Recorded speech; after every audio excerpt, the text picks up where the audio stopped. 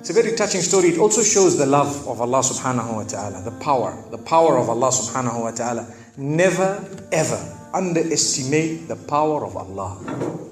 You know, there was a sheikh who mentioned this in Saudi Arabia, and there was a doctor that visited him from Pakistan and told him a story that happened to him. So he says, what happened to me? He says, the doctor who's speaking is a top neurologist, one of the top doctors in Pakistan, or, you know, a very, very good doctor, very hard to meet.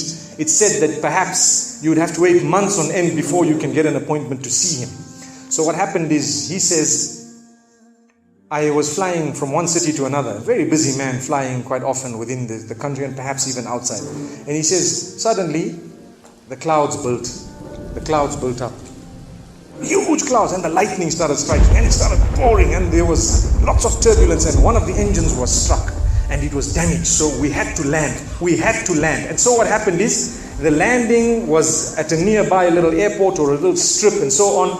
And when they landed there, it was a remote area. How are you going to repair this aircraft? A few people who were on it, it was a small plane, they were, quite surprised because they landed it in such a remote place. No one's there to repair it. They would have to wait, definitely. So the doctor asks the captain or the pilot that, you know what, how long are you going to be? He says, no, we're going to be quite long. Well, I need to get to that area. Look, he says, it's just a 3-hour drive by vehicle. So why don't you just go by road?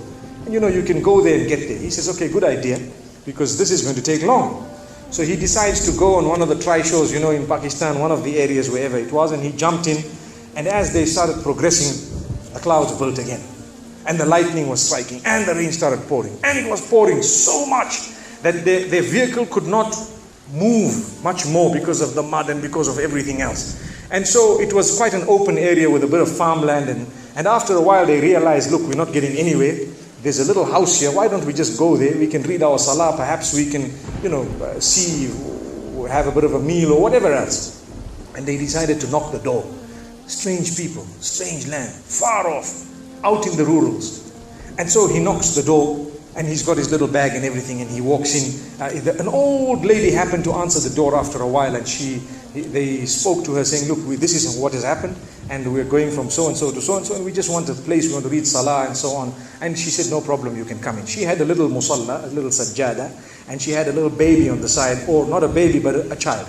And the child, every little while, she's actually checking on the child, and she's sitting on that musalla, making dua and reading her own salah. These people fulfilled their salah, did whatever they had to. And when they were about to leave, they spoke to the old lady saying, thank you very much, jazakumullah khair, and so on. And, we're going, what's happening to this child, So the woman says, look, the child is an orphan. And the child is unwell, not well at all, very sick.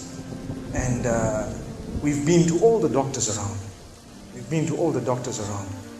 And subhanallah, I'm the grandmother of this child. The doctors have told us that there is only one specialist around who can help this child. And we tried to make an appointment, but they asked us to come 6 months later. And it's far away. I've been making dua to Allah ever since that day. Ya Allah, make it easy for us. The child is sick. Make it easy for us, Ya Allah. So the man says, what's the name of that specialist? So the granny says, it's Dr. Ishan. Immediately this doctor burst into tears. He burst into tears. Straight away, he burst into tears. Why are you crying? Your dua has just been accepted. For your dua, the thunder came, the lightning came, the engine struck, we came down, we came on the road, the rain came again and stopped us and so on. And do you know what? The rain only stopped after the question was asked. Now it happened. And now the woman starts crying. Subhanallah. And the doctor himself is telling the story saying, that was me. It happened to me, he says. And he says, I learned that Allah's armies are beyond limits. Allah uses whatever He wants to get what He wants done. It's over. Where in the wildest of the dreams of this person would they have felt or believed that the top man, whom it is semi-impossible to see without big appointments, would actually be driven all the way to the door, knock the door, come in here, read some salah, and they would have to serve the child here. Amazing. Wallahi, it brings tears to the eyes. But the reason I share it with you, every one of us has needs for Allah subhanahu wa ta'ala. Just keep calling. Just have yaqeen. Have conviction.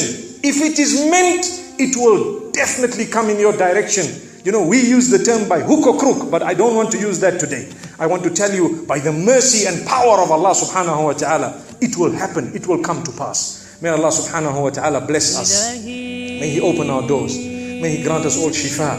And may He make us firm believers that for Him, nothing is impossible. Wa sallallahu wa sallama wa baraka ala nabina Muhammad.